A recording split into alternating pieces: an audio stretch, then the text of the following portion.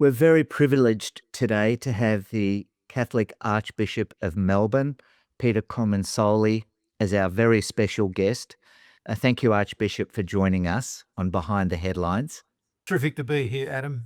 And this very special episode also has Rabbi Ralph Genende, who is the Interfaith Liaison at Australia-Israel Jewish Affairs Council, as our co-host. And welcome to the program, Rabbi Ralph. Thank you, Adam, and good to be with both of you. Archbishop Peter, if I may start off, you have been one of the clearest Christian voices in Melbourne and indeed across Australia in publicly calling out antisemitism and standing with the Jewish community, especially after October 7. At a time when many leaders have been cautious, qualified, and indeed sometimes silent, why did you feel it was important to speak out and speak so plainly? So, Adam, there's something about how anti-Semitism reared its ugly head immediately after what happened on October the 7th in 2023, that it happened prior to any action that might have been taken afterwards by the Israeli government, that it would happen here in Australia, particularly just struck me as it's something deep within us as an Australian society. This has nothing yet to do with the politics of what has happened over in Israel and in Gaza and in other places. But here in Australia, that this would rise its ugly head so ferociously and so immediately struck me as a issue to the life of our Australian society. And that's why I thought speaking up in the Australian context, and I'll keep emphasising that, is all the politics that goes on around what's happened since the great tragedy and the tragedies that have happened ongoingly and Yes. kind of are a part of the Middle East more generally at this time. But what's happening here amongst our people in our context and culture and society has deeply troubled me. What was it that, I mean, anti-Semitism in the way it's reared its head is of course troubling. What were the specific things that made you realise that a louder, clearer voice needed to be heard right now in our context? I can walk around Melbourne without any difficulty. No, sometimes the Catholic Church might be on the nose with people, and there are any number of challenges to people of faith more generally in our society these days. But I can just walk around Melbourne and it's all fine. There are some of my fellow Melburnians who can't. That they can't show themselves. Here I am all dressed up, I've got my crucifix here and I'm all dressed up looking like a priest, and while some people when I walk down the street might look at me a bit skewy, but by and large people say, well, that's you, that's okay. But there are others, Jewish people in our society who can't do that. Without being belittled or challenged, or even worse, spoken to. This is, I think, a sign of we treat different people in our society differently, and some are treated poorly. And poorly doesn't even scratch some of it, as we all know, with some of the terrible abuse that's been going on. The Catholic. Could I add something to that, Adam? Yeah, please. I knew prior to me speaking out, I've known for a number of years of just the challenge that, for instance, Jewish children have, that they have to go to school with police guards or armed guards. They have to enter into their public areas like the shuls and synagogues and so on, or the schools where there is high levels of security, big fences, and all of that sort of thing. Right next door to where I'm sitting right now is the East Melbourne synagogue, and there's an enormous, great metal fence blocking anyone to try and get in over it. It's too high to. So that's all had to go in for safety's sake. Yes. No other child in any setting, as far as I'm aware, in the Australian context, has to face into that. Yep. And that we have to do that. That you, the Jewish community here in Australia, have to do that is, I think, really deeply challenging. So can I ask you, Archbishop Peter, you know, your feelings and which are incredibly supportive of us and been affirming, and we've done things alongside each other. And so I've personally experienced that from you. Do you think, though, that this is something shared, sort of on the grassroots, especially, you know, within the Catholic community, or is this something you feel that you've had to educate parishioners about? And do you think the kind of leadership that you're offering is something that Australians, you know, that they need to hear this, or is it, you know, what kind of level of awareness do you think there is? Rabbi Ralph, I think I'd need to answer that it sort of depends on people. Mm. Some people who Christians are walking in the right direction. Others are needing to be educated and formed to understand more fully what it is to pursue a pathway of truth and leaning into the goodness of others. So it's not easy to give I don't think, a blanket response, because each person and each group of people are, I think, a little bit different. I would say that this is a learning for me too, personally. In what way? I've had to understand a little bit better what it is that antisemitism is, how it can reveal itself in different ways. I've had to learn to be careful to ensure that I'm thinking things through well, Yeah. that I might be able to look to the ways in which people are treated. People here, I'm talking of the Jewish people, as distinct from any particular political dimension that they may be speaking from. Yeah. It signals to me, Archbishop, you know, I remember as a boy, young boy, showing my age, the conversations around the 19th Vatican II declaration on, you know, what I would call normalization of the church's attitudes to, you know, the Jewish world. You know, very famous. And the church's relationship with the Jewish people has undergone, you know, profound transformation over the decades since that time. In a time now of very specific rising anti-Semitism, what do you think genuine Christian solidarity with the Jewish community looks like and should look like moving forward? I'm thinking here of from the time of Pope John Paul II, so in the 1970s, the late 1970s, when he was first made a pope. That's my first awareness of, if you like, the relationship between Jews and Christians. Yeah. I grew up in Wollongong. I don't recall ever meeting a Jewish person in Wollongong. It may be a few, but I don't think there's many. So my lived experience of standing with Jewish people is something that's come to me more as an adult than as a child or a young person as I grew up.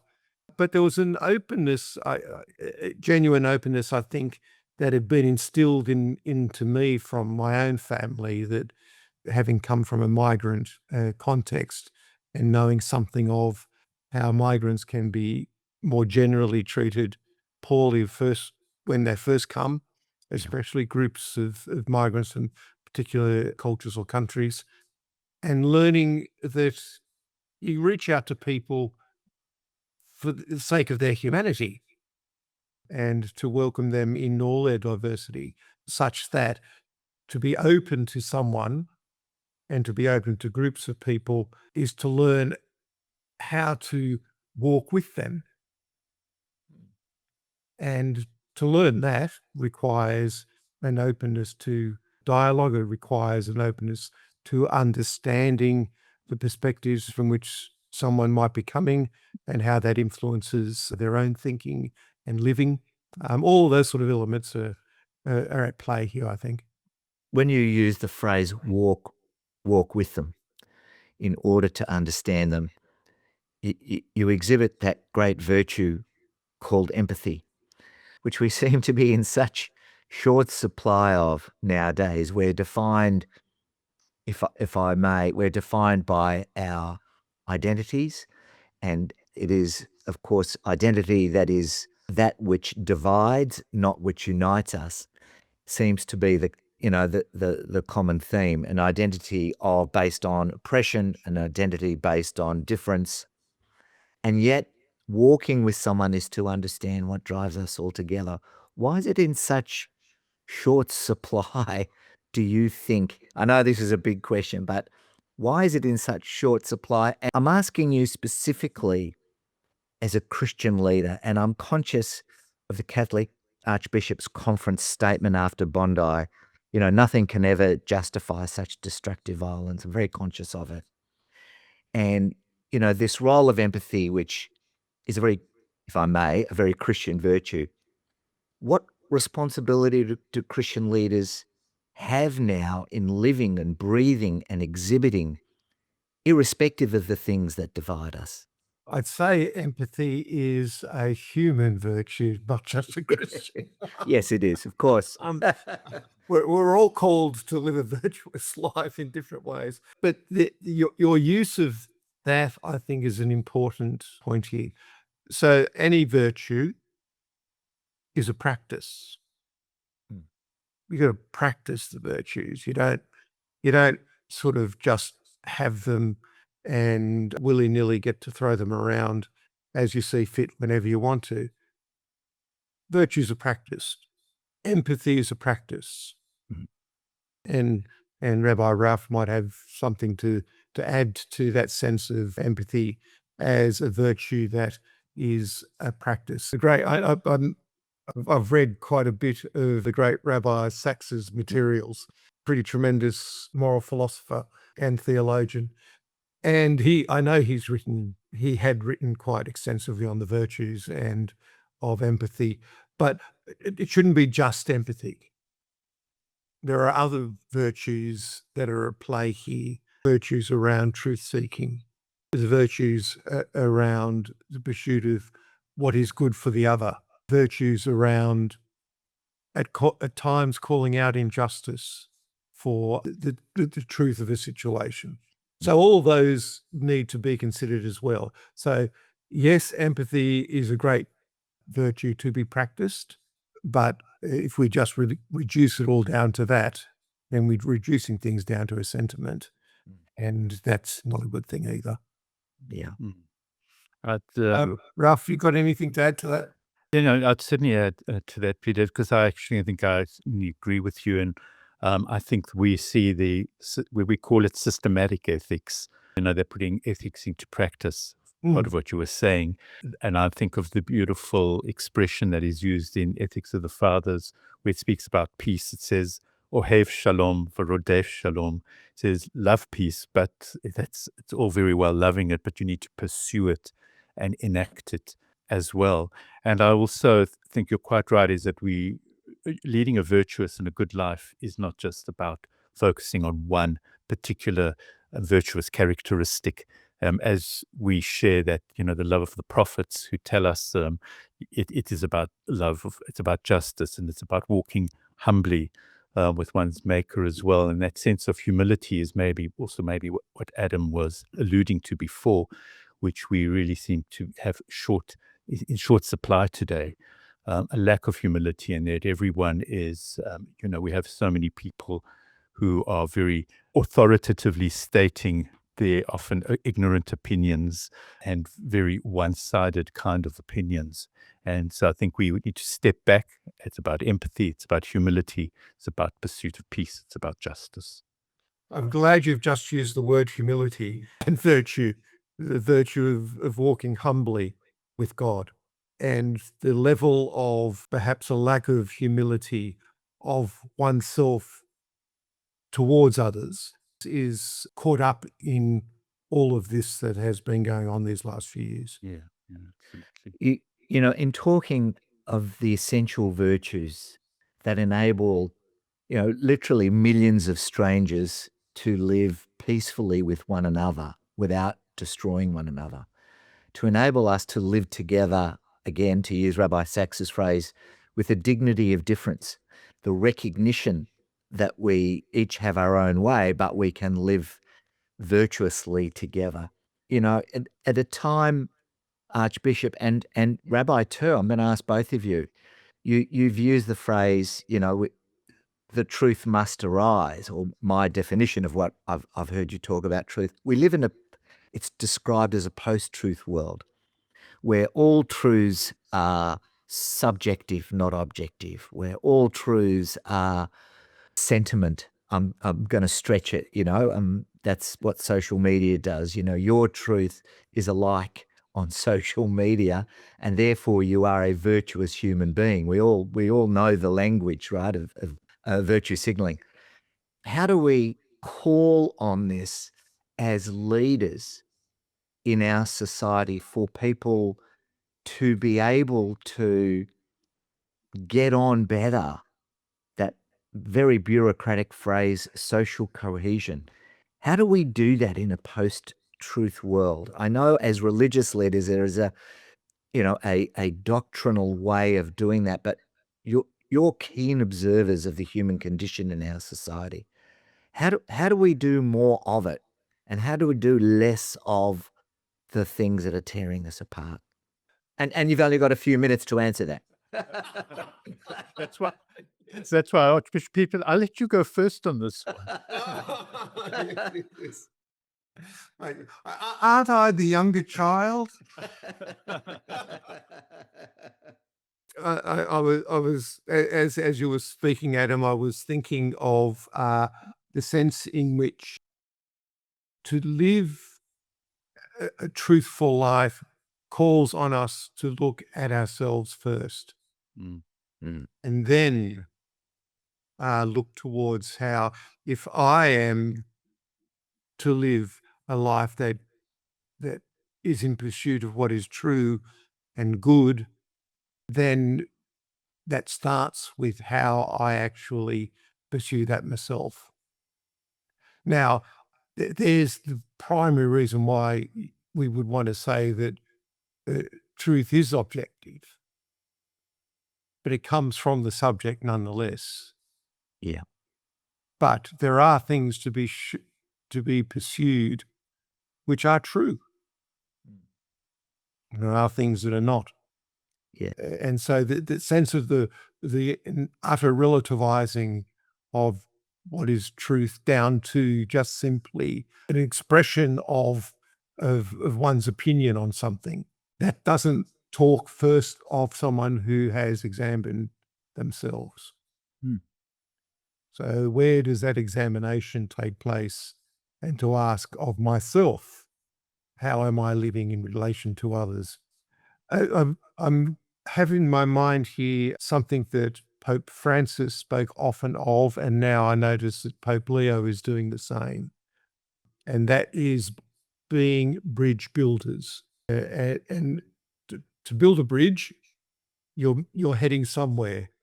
There's a if you go to build towards something that's going to be poor and can't sustain the bridge, falsehood,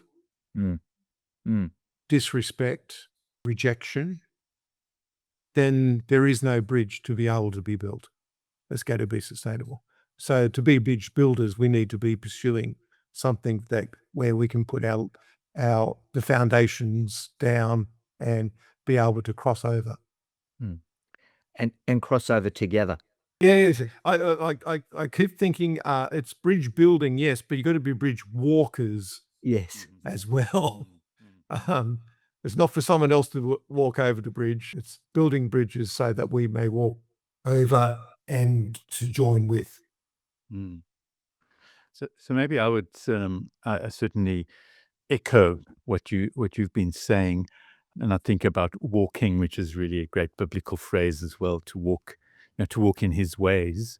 But I think also, Adam, coming to your question about people of no faith, and the relativization of all virtues, I would say that we are made bigger people by recognizing that there is something larger than ourselves. And I would hope that even people who perhaps struggle with the belief in God and and something would recognize that there is something, when we can recognize that there is something larger than ourselves and more important than ourselves, it comes back to that humility.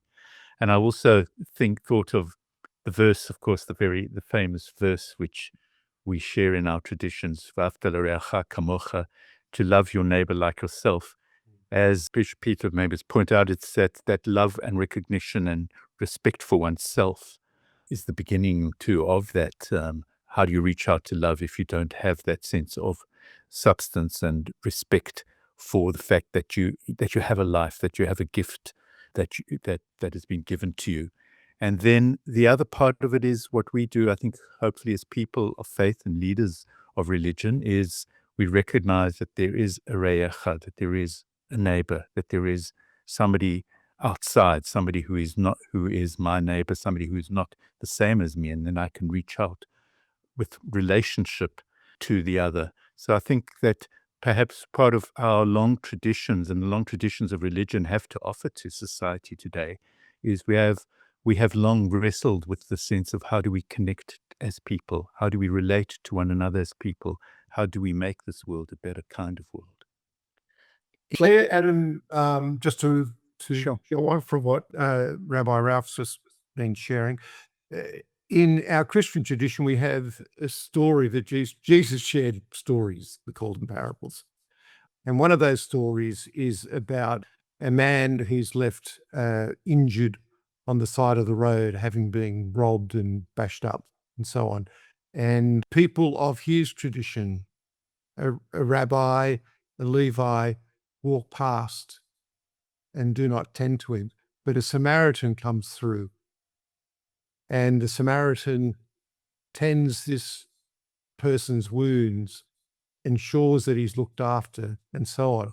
And I think the significance of understanding how it's not just who is my neighbor, but how am I a neighbor to someone else? And that kind of speaks strongly here in our own, I think, in our own discussion. Perhaps there's too much of a trying to distinguish and separate out. And, I've always been challenged by the word tolerance. I find that a problematic word because, to tolerate someone is to stay in your corner and they stay in their corner, and there's no coming together. So this call that Jesus made, it's very much within your own tradition, I would think, is this call to being a neighbor to others. Yeah. And the neighbor who may be the stranger. Yeah. Yeah. That speaks to me of our tradition, and our as in yours, both of you, that tradition of and the phrase is right, the inherent dignity of every human being. And that in itself is sort of like the foundation of both Judaism and Christianity in the way it sees justice and compassion and forgiveness and individual worth and the social bonds of all of that, bringing it together. So my question is, can a society continue to enjoy the fruits of these values from these traditions when it disconnects itself, or more increasingly disconnects itself from the traditions that gave it that very life. Your turn to go first, Ralph.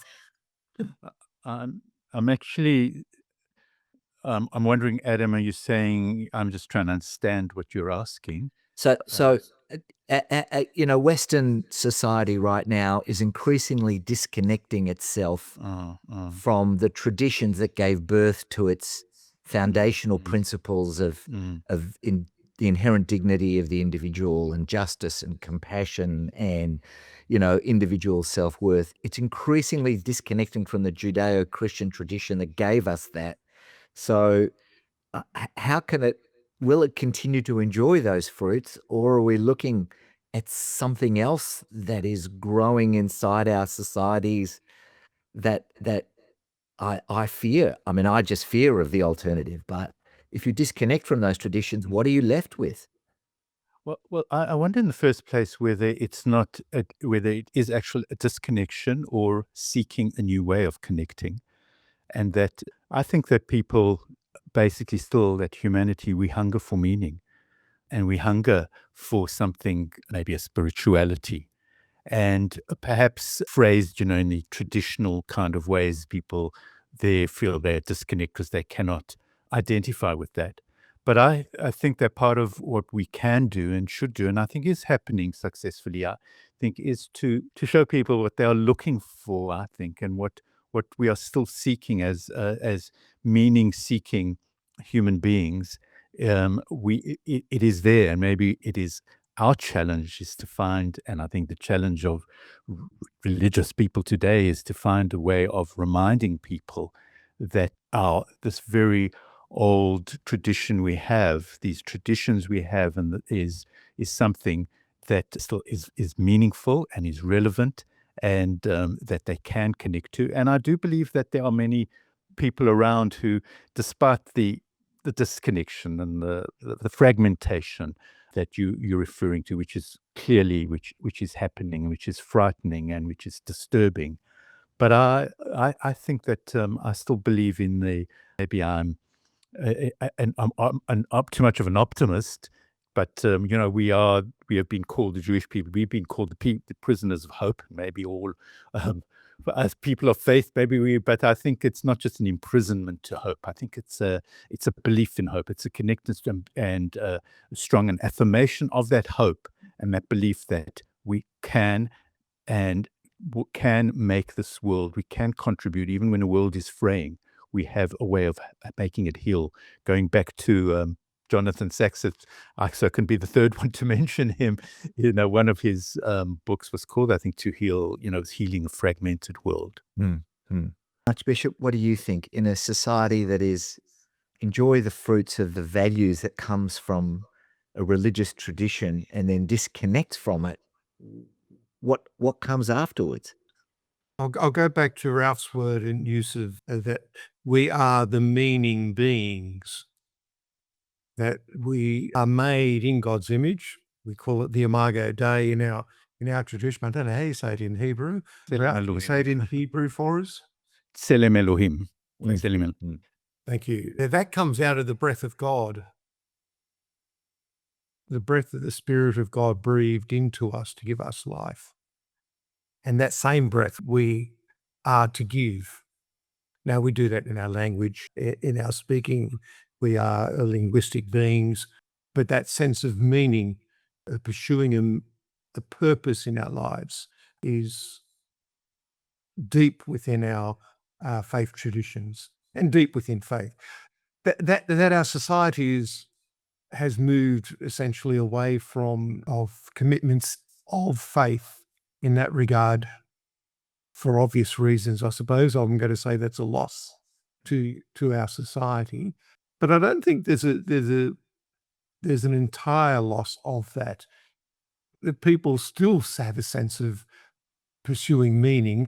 What it can get off the track. Back to our question around humble honesty and truth seeking, but that if we are to be people of this breath that has been given to us, and then to be able to breathe that out in the way that we might speak of ourselves and of others is a significant thing in all of that. I've gone a bit theological, I know, but it raises the question, of how do we, you know, these virtues we talk about, humility and inherent dignity, truth seeking, our culture rewards the opposite. It rewards outrage and division and identity. And, I talking to young Australians, I agree with you. I get a sense of this search for meaning, but the direction in which they're seeking is in groups that constantly rewards outrage. And I'm not just talking about social media, but the things that reward division, not unity. And I just wonder, where is the place for religious leaders in bringing us back to that place, which I called originally the center, where we recover the center, where between competing extremes, we come to a place where we rebuild a culture based on, if I said the phrase traditional virtues, people would immediately turn this podcast off, but because the phrase itself is loaded. But, where do you as religious leaders, what's your role in this, in recovering our society into the center, away from the extremes in which it increasingly seems to be moving? And I just wonder, because I don't know, 50% of Australians on every census have a faith tradition, maybe down from what it was some decades ago, but that's still millions of Australians who look to you, Archbishop, and Ralph as Rabbi, and of our tradition, and of course all the other traditions. How do you bring us back to the center? How do you bring us back to that respectful place that we so lack in our society? It's a real puzzle to me. It sort of isn't. It's more the real challenge is to embrace what I think most of us know: personal witness. Where does it start? I have nothing to offer other than myself, and if I am offering myself in this religious leadership role, it's that it might be witnessing to something that is worth considering by others. Mm. So it's not by statements of a political position or putting forward a proposition all the time. That's not going to change hearts. How does hearts change? One way is by people seeing others and saying, "Oh, you're living in this way. This seems to be a way that brings people together, that moves towards a belief in God, that enables people to flourish."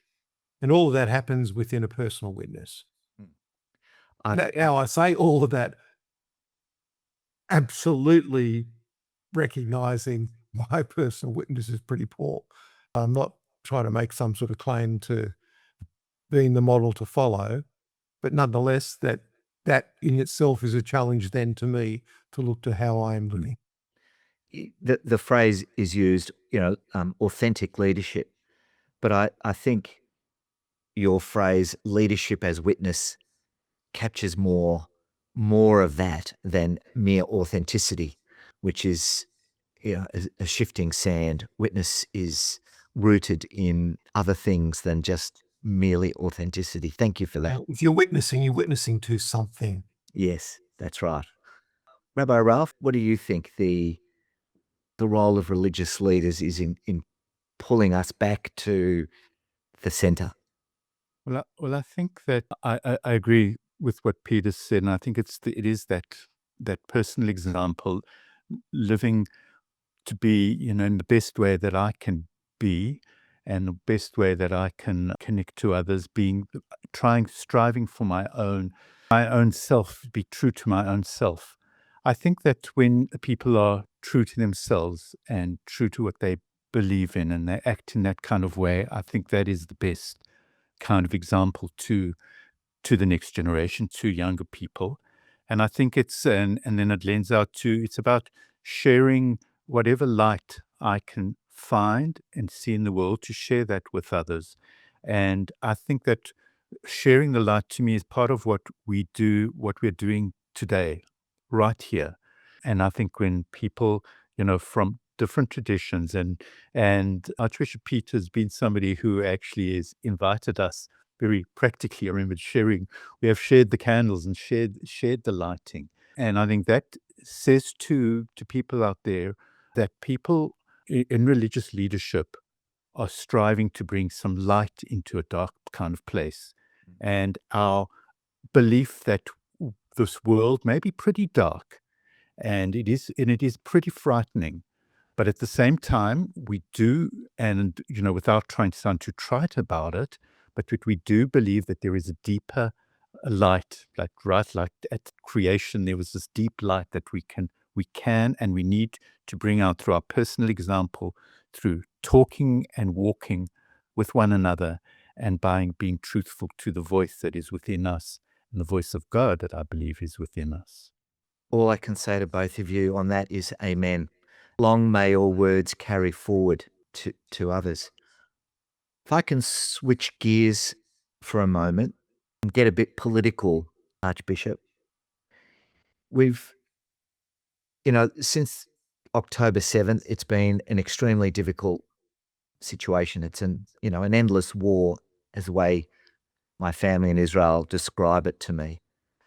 And it's been tragic everywhere, in Israel, in Gaza, in Lebanon, in Syria, in Iran. There's tragedy everywhere.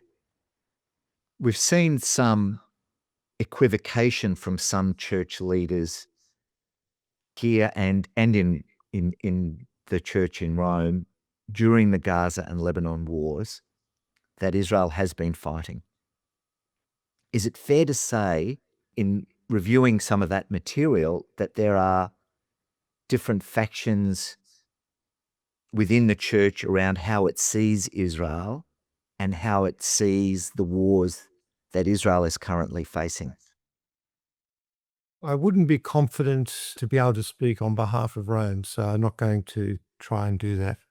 What I would say are some basic realities that we are all trying to live within.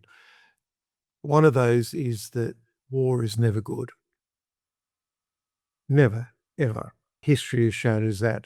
Our belief in the dignity of each human person tells us that.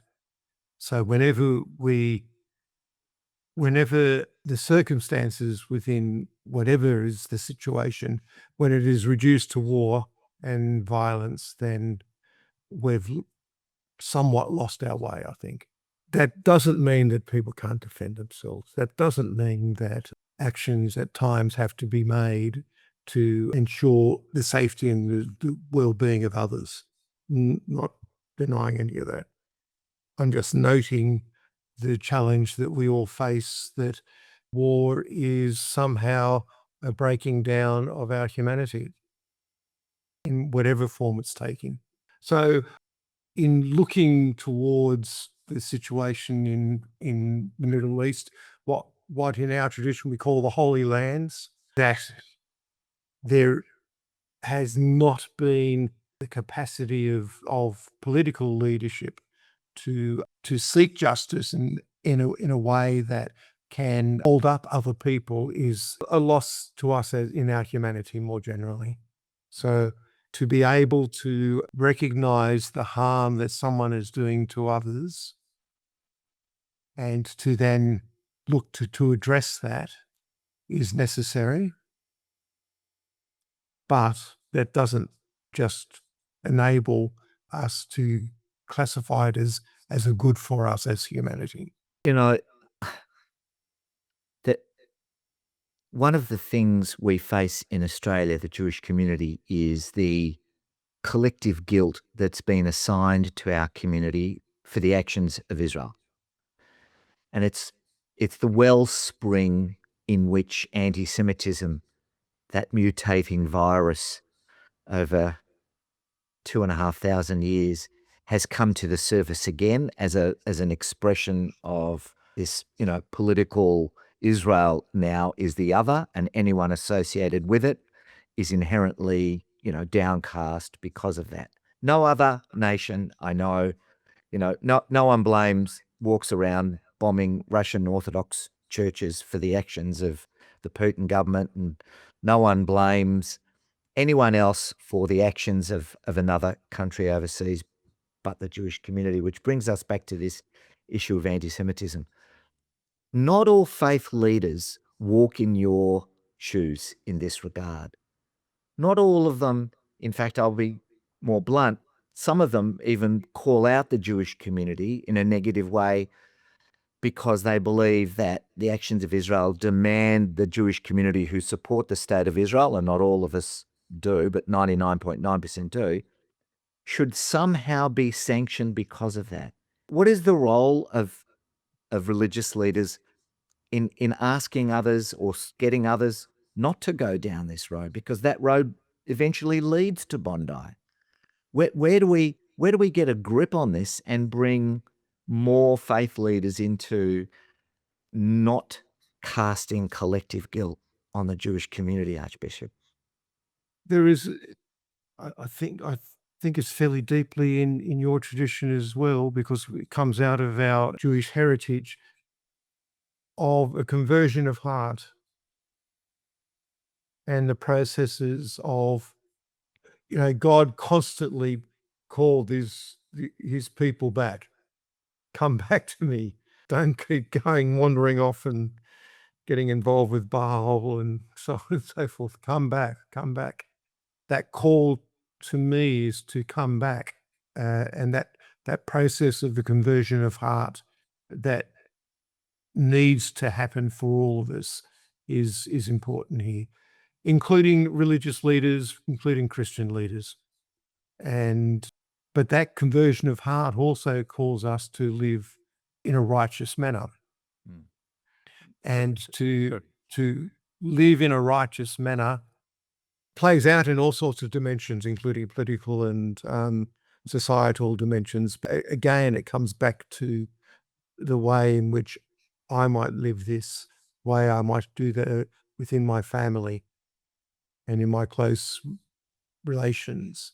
But then it extends to others.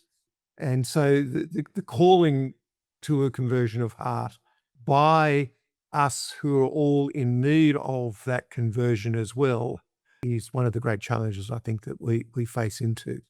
There's an expression that is sometimes used of the role of us who are priests in our Christian tradition to be wounded healers.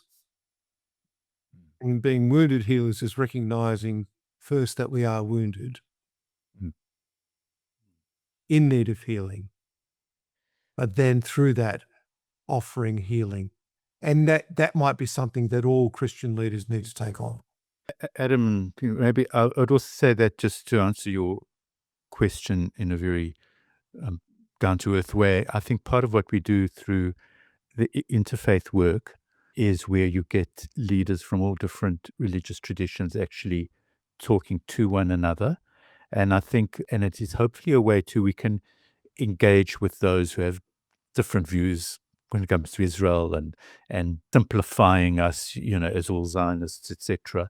So I think that part of what it's been said, religion is often seen as, well, religion is, it's part of the problems of all in the world today. Yes, it has and it has created in its widest sense many of the problems, but it's also part of the solution. And I think part of the way that we can look at some of the intractable issues, but also around attitudes towards Israel, is through speaking to one another, through listening to one another. One of our most important prayers is called the Shema Yisrael, listen. And I think the idea of listening acutely to each other is something that I think religious leaders can model and should convey. They should do it themselves, of course. And hopefully that's what we're doing in interfaith, but also hopefully we can encourage others to listen acutely and astutely and not to fall into the trap that is so easy today of us versus them, about black and white. But, it's all or nothing. But it is also about the something that we could do if we work together and work more closely with one another. Ralph, can I just say thank you for talking into the need for us to listen and listen deeply to one another. Perhaps the challenge that we face there is a wanting to. Yeah. I'm going to call this out a little bit differently. We face a security threat. The Jewish community, Archbishop, faces a security threat that you articulated earlier with security guards and brick walls and so on. We face a situation where there is an alert in Australia, a national security alert at the level of likelihood. And the rule of thumb at a terror alert is it's realistically +1. We are expecting another sort of Bondi, whether it's in New South Wales or somewhere else. We were calling it out to the government well before Bondi. We feared something, it happened. We know Bondi's turned attention, but we fear that the jihadists, the Islamists who don't want to listen, who don't want conversion of the heart, they want the conversion of our society to their view, I think demands something of us more than our current leadership is giving us. And I mean leadership in the broadest possible sense. Because I worry for this country. And I worry that this Jewish community is going to leave. It already is beginning. Plenty of people I know are going. Plenty I know will go when there will be another attack. And while I feel the empathy of the leadership of witness and the righteousness that we are talking about, I feel something else is missing from our leaders, our religious leaders, our political leaders, that are demanding something of Australia to stop this nonsense. Because I really feel it's going to get worse, not better. And what is the role of our leaders? Religious, political, community, civic, what's their job? Because they're not doing a good enough job right now to bring it all, back to a place of non-violence. I feel for it. I feel extremely worried. And I think our community, which is at the brunt end of it, is signalling something very drastic that's happening to our country. Thanks, Adam. What should leaders be doing? Is my question. Based on all of that, what should our leaders be doing? I would hope this some of what our own conversation this afternoon can add something to what we can all be doing, naming again things around truth-telling, of humbly speaking towards building relationships with one another.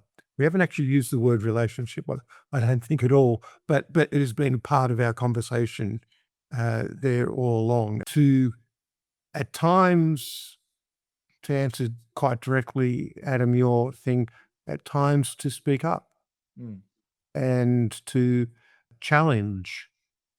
There's a righteous challenge to be made, and to find the ways of doing so, though, that don't add to violence, but are a way of dissipating that might be spoken in violence. And to also, to come back to the language of conversion of heart and of witnessing to that. I think they're the ways to go down and to use the means that is being used to perpetrate this violence towards the Jewish people, to mimic that in the other way is not the solution either. Agreed. So I would, the lines that come to mind are from great Irish poet William Butler Yeats, who said, "The best lack all conviction, while the worst are filled with passionate intensity." I think that the responsibility and the challenge of leadership is to convert that passionate intensity into a force of moderation, into a force of I think we need passionate moderation, for there is so much extremism around. And I still believe that there are enough people around in Australia and in this world. We may be the minority, but there are enough of us around to make that difference and to change tide of hostility, of indifference, of extremism, and of cynicism. I think we dare not lose that sense of hope. And I would also say, to our Jewish community as well.